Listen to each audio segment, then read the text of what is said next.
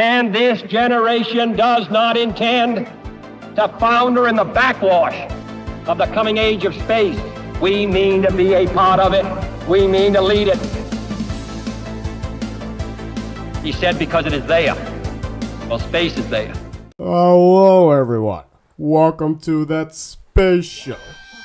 I'm your host, as always, Nick. Thank you, guys.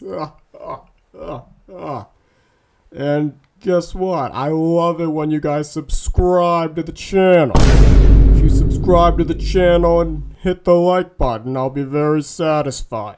Thank you. We're going to be covering the dates May 15th through May 17th, which is today, Friday. Without further ado, let's get straight into it. And let's get straight into the astronomy. And now, on Friday, we're going to have the asteroid 2 Pallas at opposition, and then the moon at apogee on Friday as well. And then on Saturday, we're going to have Jupiter at solar conjunction, and Sunday, comet 46P is going to pass perihelion. Very cool. And then we got some launches. We got 3 of them to be exact. Now, today, we have the Falcon 9 Block 5, Starlink Group 6 through 59. That's going to be today at 8:32 p.m. Eastern Time Zone. Good time, I believe.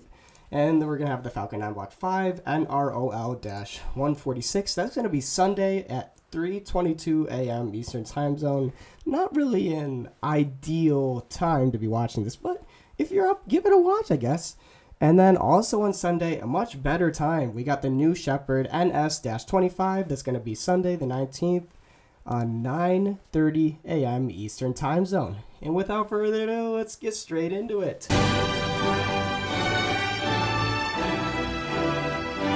And let's get into astrobiology and astrophysics, am I right? And now, the TRAPPIST-1 solar system, which was discovered in 2016, has captivated scientists with its 7 rocky planets, some potentially hosting liquid water.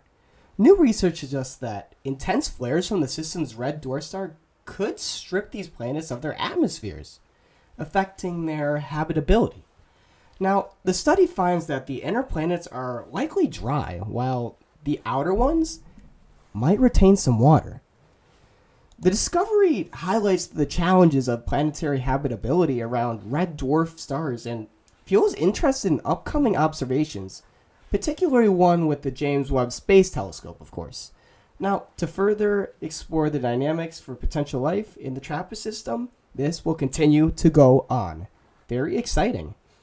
And now, on to our next story. A new study explores how black holes form from dying stars, focusing on neutrino-induced natal kicks. When massive stars collapse, they can form black holes, objects with immense gravitational pull. Researchers led by Dr. Alejandro Villagomez found that black holes can form without explosions and minimal natal kicks, suggesting neutrinos are emitted almost equally in all directions. They studied a binary system named VFTS 243, discovering its black hole likely formed through a complete collapse. This research offers new insights into the formation and evolution of black holes and massive stars. Very cool. And on to... And let's reel in space discoveries. Now, astronomers using the Subaru telescope in Hawaii have detected a pair of merging quasars at a high red shift, the most distant yet found. The discovery, part of this is a long one, but the Hyper Supreme Cam Subaru Strategic Program Survey revealed 2 quasars, which I'll put the names on the screen because they're a little bit long, but I'll designate them as C1 and C2, separated by only 39,000 light years and showing signs of merging. These quasars, with redshifts of about 6.05, were identified through an extended Lyman alpha emissions connecting them. Both quasars are likely host supermassive black holes with similar masses, and further studies are underway to detail the merger's properties. And now, on to the next story.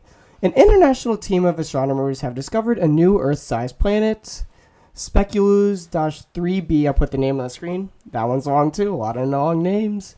And now, that one's just only 55 light years away, orbiting an ultra-cool red dwarf star.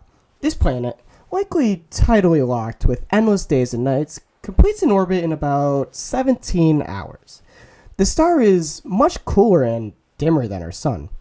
The discovery made by the SPIDERMAN project, led by the University of Liège, utilized a global network of telescopes to find planets around faint, ultra-cool dwarf stars. And now this planet is an optimal target for the James Webb Space Telescope, which could reveal details about its surface composition and potential atmosphere, offering new insights into the possibilities for life on such planets.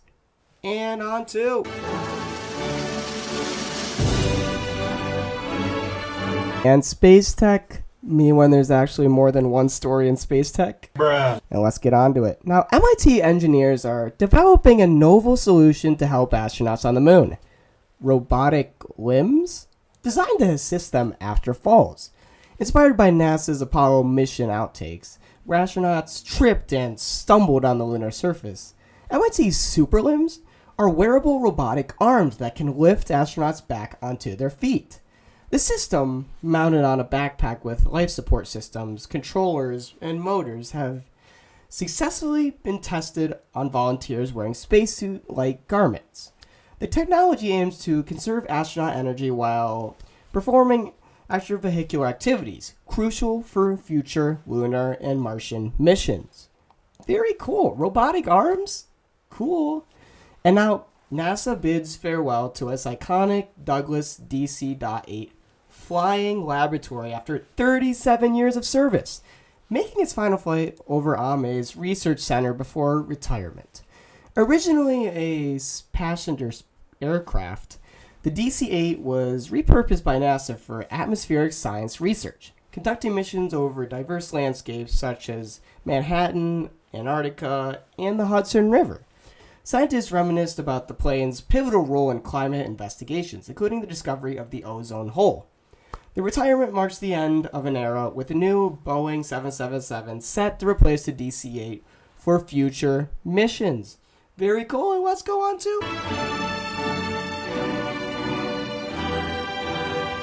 And let's finish it off with space exploration.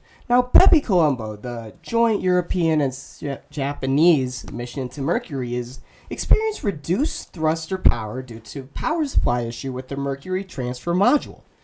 Now, engineers have restored thruster capability to about 90% after the module failed to provide sufficient electrical power on April 26th. The team is now focused on maintaining stable propulsion and assessing the impact on upcoming maneuvers. The mission aims to explore Mercury's composition, atmosphere, magnetosphere, and history, addressing fundamental questions about our solar system's formation and evolution. Very cool story. And to wrap it up, high-resolution images from NASA's Juno spacecraft's JunoCam and Stellar Reference Unit, SRU, suggest changes in the icy crust at Jupiter's moon Europa's poles and possible plume activity. Now, Juno's close flyby on September 29, 2022, revealed an irregularly distributed steep-walled depressions and the disappearance of the Gwern crater. These findings, published in the Planetary Science Journal and JGR Planets, support the theory of true polar wander, indicating that Europa's ice shell may be free-floating and actually shifting. The SRU's images capture features like the platypus, which show potential surface activity and subsurface liquid water.